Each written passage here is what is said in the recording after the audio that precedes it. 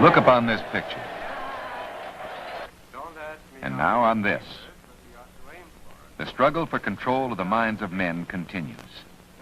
But which type of control? This? Or the control which allows the mind to open the pathways to wisdom?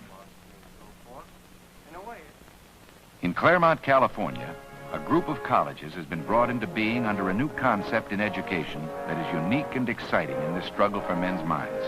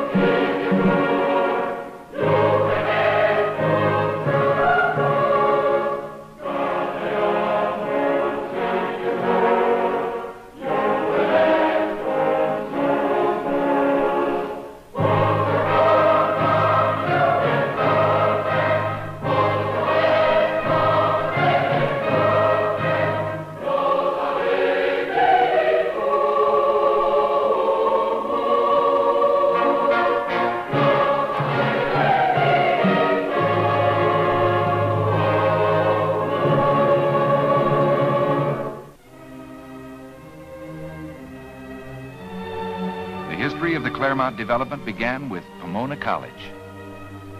Founded in 1887 in the New England tradition, its first building was an abandoned hotel. But then, as now, California was growing rapidly. Pomona soon expanded its facilities to accommodate more students. Its growing number of friends provided this privately endowed college with the funds to maintain its growth. The academic importance of Pomona was quickly gaining national attention.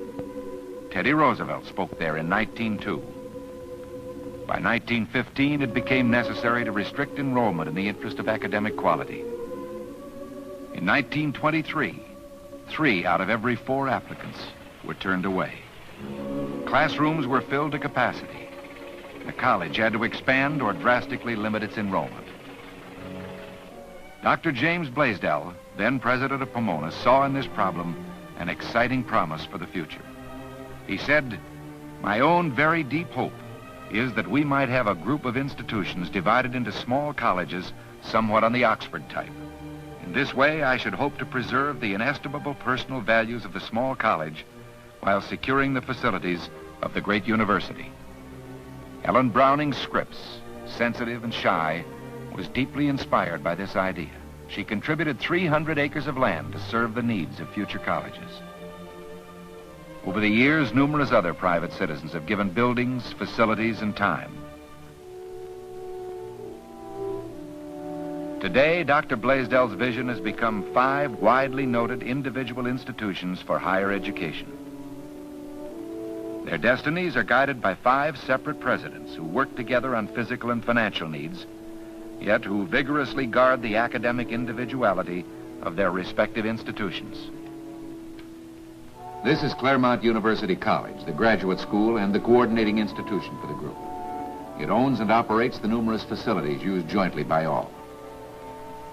There is Claremont Men's College, Harvey Mudd College, Pomona College, and Scripps College. Under the Oxford or group plan, all of these resident colleges are served by the Honold Library, one of America's outstanding collegiate libraries.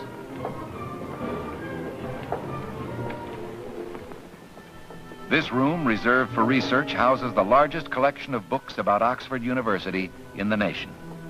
Great Oxford, where 800 years of group plan education has proven its value in maintaining freedom of opinion and variety in the university. The 3,000 volumes here indicate the influence of a great university on the thought of the English-speaking world and the importance of its example to the Claremont Group. Honold Library is a joint facility. As such, it brings together students from all members of the Claremont Group. The graduate student, the woman from Scripps, the student from Claremont Men's. the engineering major from Harvey Mudd, and the student from Pomona. They are brought here by a common need, yet they are encouraged to preserve the individuality necessary to outstanding education.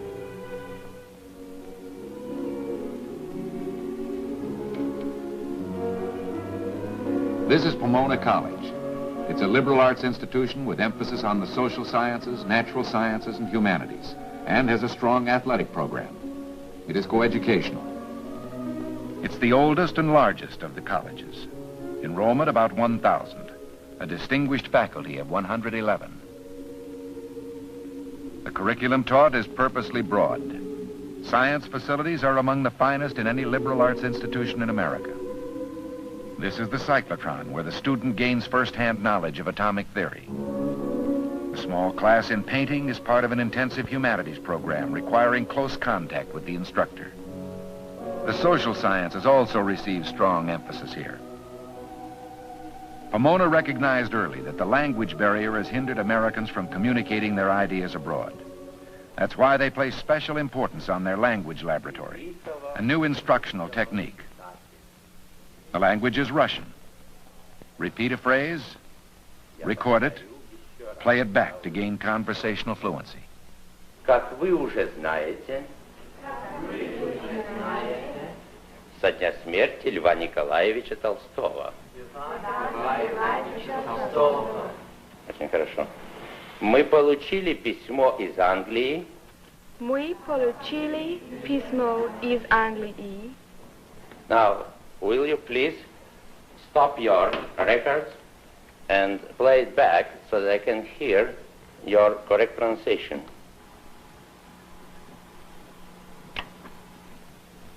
Как вы уже знаете, Дня смерти Льва Николаевича Толстого, великого русского писателя. Miss Becker, will you repeat, please, last sentence? Льва Николаевича Толстого, великого русского писателя. Now, Miss Becker, how would you like to go with me to a Moscow restaurant? I'm the waiter and you are the patron. First, I will ask you in Russian, what would you like to have for lunch? Что бы вы хотели на обед? Я бы хотела русский борщ, если можно. Пожалуйста, чаю или кофе? Надеюсь, не водки. Да, пожалуйста, кофе. If we are to make people feel that we are friends, we have to use not only right words, but also correct pronunciation. Combining both personal instruction and modern techniques, the language laboratory is important in the race to communicate our ideas. Among the arts, the college's accomplishments in music are particularly well known. This is Pomona's student orchestra.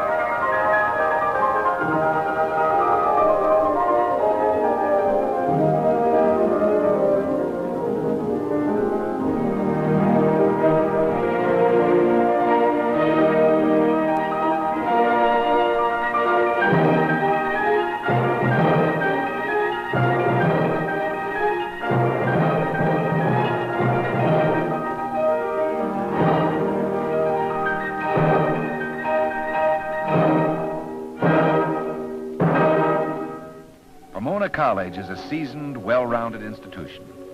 Its graduates have, through the years, attained national distinction in both scholarship and leadership. These men and women have been enriched and benefited from the other colleges in the group plan, which has also helped Pomona preserve its traditional character.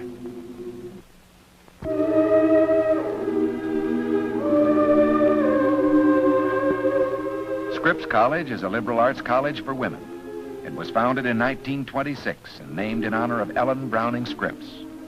Like all of the colleges at Claremont, it is privately endowed. There are about 300 students, a faculty of 33. This is Scripps' motto, Incipit Vita Nova. New life begins. Miss Scripps believed that harmonious beauty was in itself an education. The college reflects this idea. The classic atmosphere of the Denison Library is typical of Scripps. The thought is to bring the student into close communion with the great artistic and literary achievements throughout history. This, it is believed, will significantly influence the way she thinks. The program of study consists of 5 broad fields: literature, the arts, social studies, science,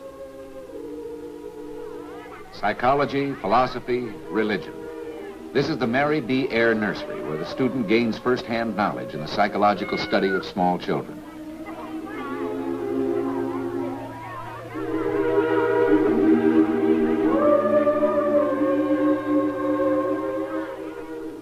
A unique advantage of the Claremont group plan to the Scripps woman is her ability to take selected classes at the other colleges. A swimming pool and other recreational facilities are part of the campus. The heart of the Scripps program, the humanities, make up 40% of the students' first 3 years. This is a junior humanities class. The subject, Schiller's views on the French Revolution. The principle being that the French were fighting to regain their freedom, their liberty. Well, I suppose he saw the events of the French Revolution somewhat like illustrated here. Here you have a revolutionary tribunal. That's the revolutionary judges, as you see, drunk or asleep or both. And here is the poor victim. What chance has he gotten? This, of course, is done by an enemy of the French Revolution. Here you have another, this time by a friend of the French Revolution, and what he presents is the massacre of revolutionary prisoners by a counter-revolutionary army. Again, bloodshed. This is, of course, the beheading of the king, a very gory spectacle, to be sure. According to him, what was wrong with the French Revolution was that it changed the institutions before they changed men. They introduced institutions for which the men were not yet prepared. It was for free men, but they were not yet taught how to be free. Yes, Gay? It seems to me that this is the usual argument of a dictator. The masses aren't ready for democracy. Well, yes, that's quite right. That's what many, not all, many dictators say. They need some simple explanation for their action, and this is one. It is an oversimplification, of course. Yes, Les? But, Dr. Merlin, I think that some of the new African nations are really getting ahead of themselves. And I think it's a case of too much freedom too soon. I think it's all right to change the institutions before you change man. And I think it is all right to trust men that by and by they will be educated by their own institutions. Instruction at Scripps stresses both the value of individual thought and the importance of community life. They urge the student to live her education. The belief is that she will be influenced throughout her life by the sense of intellectual and social participation, which can only be found at a small, intimate college.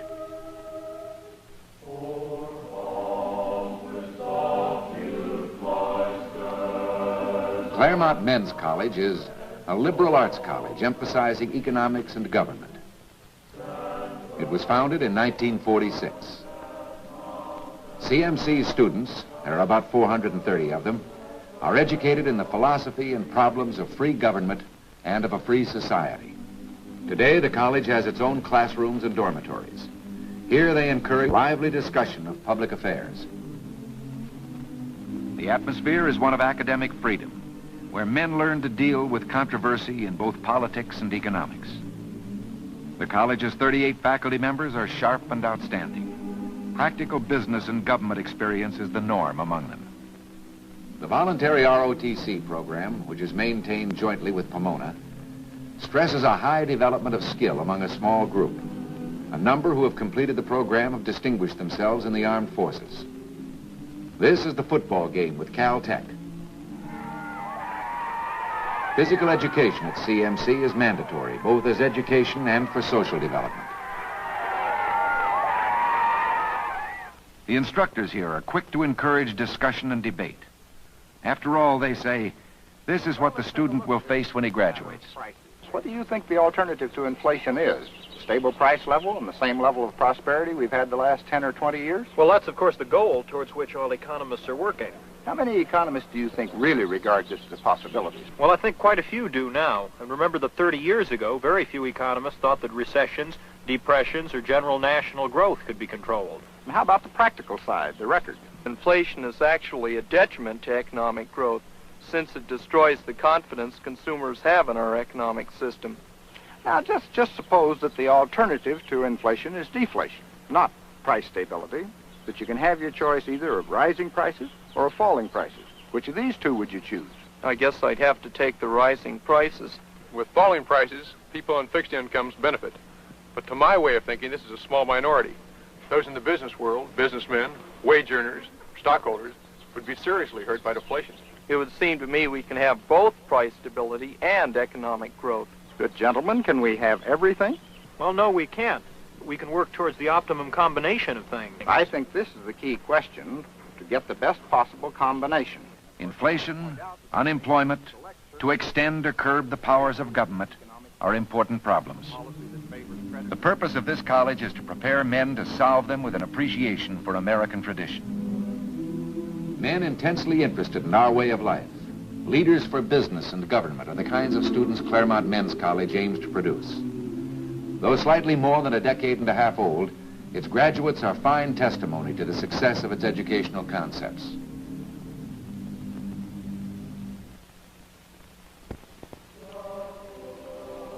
Harvey Mudd College was opened in 1957. It's a coeducational college of science and engineering. It will ultimately accommodate 370 students. It was founded because today there's an urgent need for physical scientists and engineers, with broad training in the social sciences and the humanities. 1/3 of the curricular time is devoted to the humanities and social sciences. Though new, Harvey Mudd College has taken shape quickly and when needed because of the group plan. The land required was immediately available. Classrooms and buildings have been loaned by the other colleges. Harvey Mudd now participates in athletic events with Claremont Men's College. Hanold Library, the infirmary, and administrative joint facilities were immediately available. The college is purposely small and personal. Even freshman classes are taught by seasoned professors. The science and engineering regimen is tough and modern, and daring enough to consider, say, the relation of man and machine resulting from the electronic computer and the step beyond it, automation. But occasionally large groups of people have lost their jobs. Now with automation, this dislocation can occur at a much more rapid pace and on a larger scale than anything we have known. These young men come to realize that there is a new social dimension in the enormous power wielded by science. This places a responsibility on all of us, including the people who design and operate these machines, because the harmful effects have to be minimized as much as possible. This is not something that businessmen and political leaders can settle for themselves because they don't know how the gadget works. We've passed the point where the engineer or the scientist can simply say, here it is. This is the challenge facing you. No, there are no pat answers. The problems are too real. The goal of Harvey Mudd is to create competent specialists who are at the same time educated persons. Harvey Mudd College is the first privately endowed institution of its kind founded in the nation in the past 3 decades. Its program is new. Its future is bright.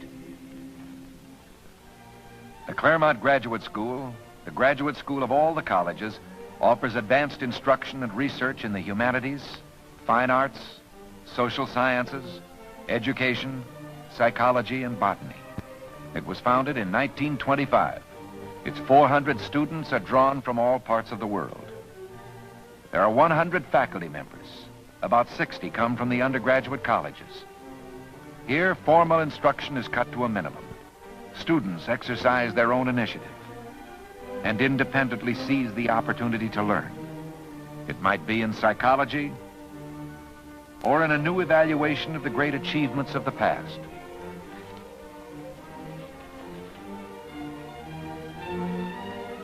These programs lead to the Master of Arts, Master of Fine Arts, and Doctor of Philosophy degrees. This is an examination for the Doctor of Philosophy degree in English literature. The subject, social criticism in the novel. I think that the novel is essentially a middle-class literary form, which arose partly because you had a middle class which was interested in reading, and partly because of some individual geniuses, such as Fielding. Do you find the same conditions affecting the novel today? Well, I think there are certain forces today which are tending to reshape the novel. Be specific. The impact of the mass media, for example. This is a critical time for the graduate student. He must know the subject. He must have a defensible point of view. Post-war period. Modern psychology, which has tended to break down the form of the novel, and also increased specialization, which has broken up class structure so that the novelist doesn't feel that he's writing about classes with real differences. Now, social criticism certainly isn't limited to the 20th century or even to the novel. I'd like to ask you, Mr. Ellsbury, through what literary forms was social criticism offered before the emergence of the novel? Well, if we take the Renaissance, I suppose the prose tracts of a man like Nash, or the drama, even more important, in the histories of Shakespeare or the comedies of Ben Jonson. And before the Renaissance? The notable record of the graduate school has given it a position of recognized prominence in the field of education. The presence of the graduate students at Claremont and the opportunity of instructors from the undergraduate colleges to participate in its program has profoundly enriched these colleges and their students. Today, the recognized standards and eminent faculties of the 5 Claremont colleges place them among the most selective colleges in the country. A substantial number of students from the undergraduate institutions go on to graduate school for advanced study. All of the colleges have substantially more qualified applicants for admission than it's possible to accept. For this reason, ideas are constantly being considered for the founding of new colleges under the group plan to keep pace with the needs of an evolving society. This is a committee on future colleges. Its members, the 5 college presidents and selected trustees. As you know, we have already approved a women's college for about 300 students, offering a liberal education in the arts with special emphasis on social sciences and economics. This committee is unique in the nation in that it meets regularly to consider founding new colleges. There are also plans for several other types of college to be presented today, all of which are in the preliminary stage. The provost will now present these plans. A group from our faculty suggests that we found an international college in which half the students and half the faculty would be drawn from nations other than the United States. Studies would be focused on such problems as economic development, the selection and change of political leadership, and other problems which are common to all nations, but which each nation must approach from its own individual background. An international college could contribute importantly to students from all over the world and to the students from the United States. And in addition, it would make a very valuable contribution to the students of each of the associated colleges. However, this is the type of thing which must be done very well if it is to be attempted at all. The group plan is working well at Claremont. It has provided at least part of the answer for these privately endowed institutions in their struggle to maintain quality in a time of unparalleled educational challenge.